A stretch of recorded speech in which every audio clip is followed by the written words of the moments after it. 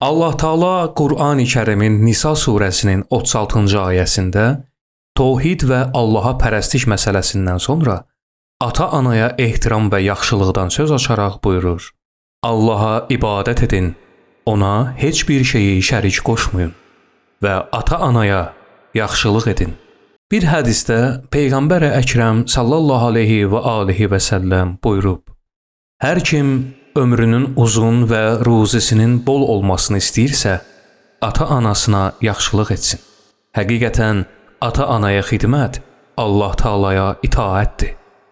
Başqa bir rəvayətdə göstərilir ki, bir gənc oğlan müharibədə iştirak etmək üçün Peyğəmbər Əkrəm sallavatullahın huzuruna gələrkən Həzrət ondan soruşur: Anan varmı? Gənc oğlan bəli deyə cavab verdikdə Həzrət buyurdu: Onda anana xidmət et ki, həqiqətən cənnət anaların ayaqları altındadır.